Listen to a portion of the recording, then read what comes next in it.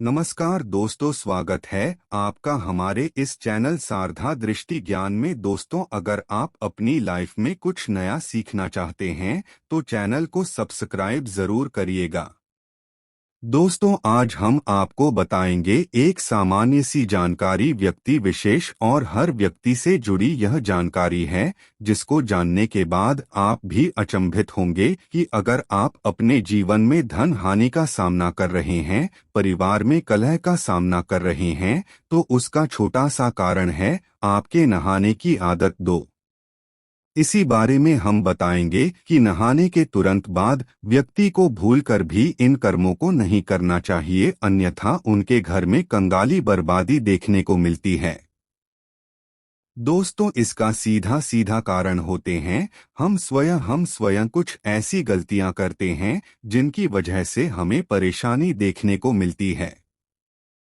आगे बढ़ने से पहले आपसे रिक्वेस्ट करते हैं कि वीडियो को लाइक जरूर करिएगा, दोस्तों को शेयर कर दीजिएगा, और अगर आपने अभी तक चैनल को सब्सक्राइब नहीं किया है तो चैनल को सब्सक्राइब करके बेल आइकन जरूर दबाइएगा। दोस्तों, नहाना इंसान के लिए बहुत ही जरूरी होता है और हिंदू धर्म में तो जो नित्य स्नान करता है व्यक्ति, उसको बहुत ही बड़ा पुण्य का भोगी माना जाता है। नहाना व्यक्ति के लिए जरूरी होता है।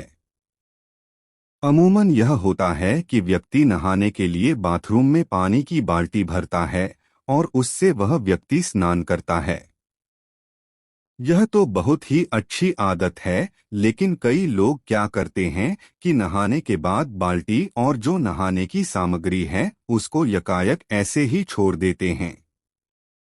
बाल्टी में आधा जल भरकर ऐसे ही रख देते हैं। यह बहुत ही बुरी आदत है। नहाने के बाद बाल्टी को सीधा नहीं रखना चाहिए, उसे तुरंत उल्टा करके रखें। ऐसा माना जाता है कि नहाने के बाद जो पानी छोड़ दिया जाता है उसमें अगर घर का कोई दूसरा व्यक्ति, घर का कोई भी दूसरा सदस्य स्नान कर लेता है तो उससे उसकी उम्र घटती है और साथ ही साथ नकारात्मक प्रभाव पड़ते हैं। दोस्तों, हर व्यक्ति अपनी किस्मत का धनी होता है। हर व्यक्ति के पास अपनी सकारात्मकता होती है, अपनी नकारात्मकता होती है, जिसके अनुरूप अगर आपका समय बुरा चल रहा होता है और अगर आप ऐसा कार्य करते हैं तो आपके परिवार के सदस्यों को भी उतना ही दुख देखना पड़ता है जितना आपको देखना पड़ता है। तो नहाने के तुरंत बाद आपको कभी भी अपनी बाल्टी में जल भरकर नहीं रखना चाहिए। इससे दोस्तों, एक तो ऐसे ही जल की हानि भी होती है और साथ ही साथ पारिवारिक सदस्यों को भी नुकसान का सामना करना पड़ता है। तो दोस्तों, कभी भी ऐसा कार्य नहीं करें।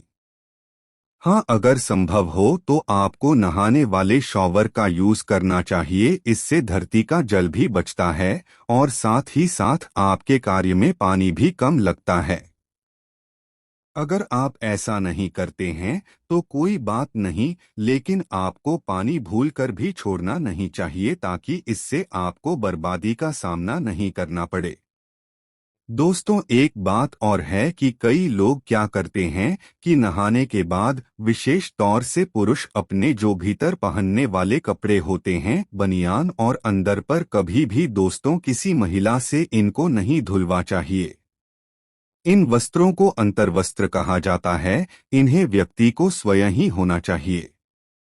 इसे वॉशरूम में ऐसे ही छोड़कर नहीं रखना चाहिए और विशेष तौर से रात्रि के समय तो इन्हें गीला करके भूलकर भी नहीं छोड़ना चाहिए। इससे घर में नकारात्मकता आती है और व्यक्ति विशेष के अंदर अगर नकारात्मकता प्रवेश कर जाती है तो उसके जीवन में बहुत बड़े कष्ट देखने को मिलते हैं।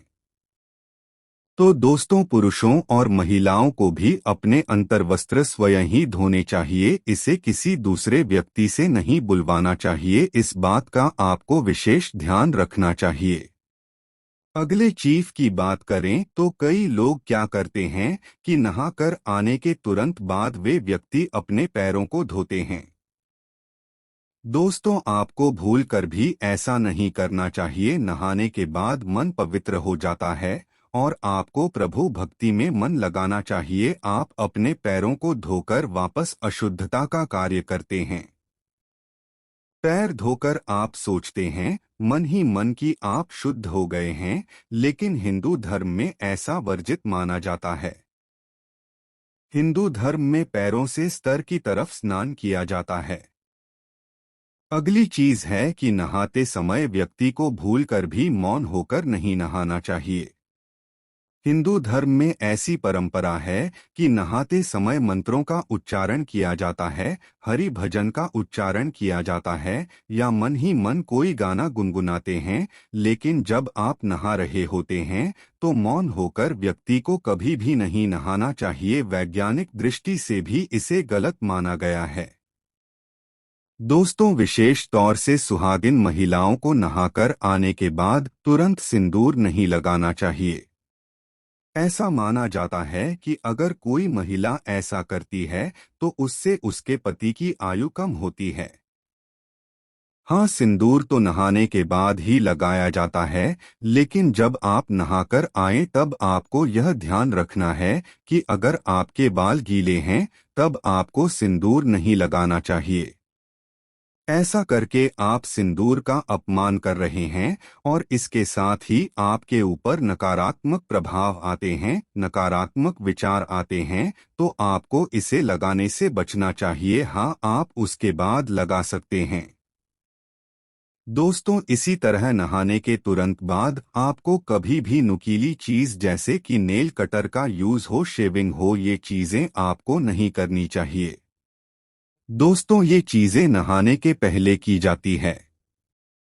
अगर नहाने के बाद आप ये चीजें करते हैं तो नहाने का पुण्य आपको प्राप्त नहीं होता है। कई लोग क्या करते हैं कि नहाने के तुरंत बाद अग्नि को स्पर्श कर लेते हैं। नहाने के तुरंत बाद भूखे पेट कभी भी अग्नि को स्पर्श नहीं किया जाता है। अग्नि को भोग लगाने के बाद ही अग्नि को स्पर्श किया जाता है। तो दोस्तों, जब भी महिलाएं और पुरुष चाहे कोई भी हो, नहाने के तुरंत बाद आप चूल्हे को नहीं हुए। ग्रामीण इलाके में जो रहते हैं, गांवों में जो रहते हैं, वो इस बात को बखूबी जानते हैं। तो आपको क्या करना है, कुछ भी एक दाना या आप फूल भी खा सकते हैं, उसको खाकर उसके बाद आप चूल्हे को अग्नि देव को हाथ जोड़ने के बाद माता अन्नपूर्णा से प्रार्थना करने के बाद छू सकते हैं, ताकि आपके घर और परिवार के लिए सदैव वह कार्य मंगलमय हो। तो आपको नहाने के तुरंत बाद चूल्हे को छोड़ना नहीं चाहिए। दोस्तों, कई महिलाएं क्या करती है कि नहाने के तुरंत बाद श्रृंगार कार्य करती है। दोस्तों, हिंदू शास्त्रों के अंदर इसे वर्जित माना गया है। आप कहेंगे कि श्रृंगार तो नहाने के बाद ही किया जाता है, तो आपकी बात बिल्कुल सही है, लेकिन नहाने के तुरंत बाद आपको सबसे पहले अपने बालों को सुखाना चाहिए। और अगर आपके खुले बाल है तो इसे आपको बांध लेना चाहिए। दोस्तों, ऐसा माना जाता है कि खुले बालों में नकारात्मक शक्ति बहुत ही जल्द प्रवेश कर जाती है और गीले बालों के साथ में नहीं, बल्कि आपको गीले बालों को सुखाकर ही आपके आगे बलि कार्य करने चाहिए। तो अगर आपके बाल गीले हैं तब आपको कभी भी श्रृंगार कार्य नहीं करना चाहिए, ताकि आपको उसका पुण्य प्राप्त हो, न कि आपको उसका नुकसान देखने को मिले। कई लोग क्या करते हैं कि नदी स्नान करते हैं, तो आपको ये जरूर ध्यान रखना चाहिए, जब भी आप नदी स्नान करें तब नदी का स्नान करने से पहले सबसे पहले आपको अपने हाथों से, आप जब नदी के अंदर प्रवेश करें तब आपको नदी माता को प्रणाम और साथ ही अपने स्वास्थ्य की अच्छी मनोकामना मांगने के साथ ही नदी में प्रवेश करना चाहिए। और जब आपका स्नान पूरा हो जाए तब आपको ध्यान रखना चाहिए कि जल की कुछ बूंदें आपको भगवान सूर्यदेव को अर्पित करनी चाहिए। अगर आप ऐसा नहीं करते हैं तो आपको नदी स्नान का पुण्य प्राप्त नहीं होता है। शास्त्रों में भी ऐसा विदित है कि अगर आप नदी स्नान करने जा रहे हैं तो सबसे पहले आपको नदी माता को प्रणाम करना चाहिए। इसी तरह एक साथ अनेक व्यक्तियों का नहाना वर्जित माना गया है। जी हाँ दोस्तों, नदी स्नान या किसी पुण्य स्थल पर स्नान करना शुभ माना जाता है, उससे आपको सौभाग्य की प्राप्ति होती है। लेकिन अगर आप अपने घर में ही स्नान करते हैं, तो अगर आप वयस्क हैं, तो दो वयस्क व्यक्तियों को कभी भी साथ स्नान नहीं करना चाहिए और विशेष तौर से महिलाओं को यह ध्यान रखना चाहिए। ऐसा माना जाता है कि इससे उनके स्वास्थ्य पर बहुत ही बुरा असर पड़ता है और साथ ही साथ ऐसा भी देखा गया है कि इससे उनके जीवन में कई तरह के नकारात्मक प्रभाव देखने को मिलते हैं। इसी तरह नहाते समय व्यक्ति को अपना मुख कभी भी दक्षिण दिशा की तरफ नहीं रखना चाहिए। दक्षिण की तरफ मुख करके कोई भी व्यक्ति स्नान करता है तो ध्यान रखें, यह दिशा पितरों की दिशा मानी जाती है। एक बार ऐसा हुआ तो कोई बात नहीं, लेकिन अगर आप ऐसी गलती बार बार कर रहे हैं, लगातार आप ऐसा कर रहे हैं, तो आपके ऊपर पितृदोष हावी हो जाते हैं, तो आपको इससे बचना चाहिए। दोस्तों, इसी तरह माना जाता है कि सूर्यास्त के बाद कभी भी स्नान नहीं करना चाहिए, विशेष तौर पर जब सूर्य अस्त हो रहा है उस समय। उसके बाद आप गर्मी की थकान में रहते हैं और कई व्यक्ति स्नान करते हैं, अच्छी आदत है, लेकिन आपको सूर्यास्त के समय, जिसको गोधूली बेला कहा जाता है, उस समय विशेष तौर से आपको स्नान करने से बचना चाहिए, अन्यथा आपको कई प्रकार की हानि का सामना करना पड़ता है। इसी तरह जो छोटे बच्चे होते हैं, छोटे बच्चों को नहाने के तुरंत बाद आपको काला टीका लगाना भूलना नहीं चाहिए। ऐसा माना जाता है कि छोटे बच्चे देवात्मा होते हैं, उनके ऊपर उनके विकार नहीं होते हैं, जिसकी वजह से नकारात्मक शक्तियां उन पर बहुत जल्द हावी हो जाती है।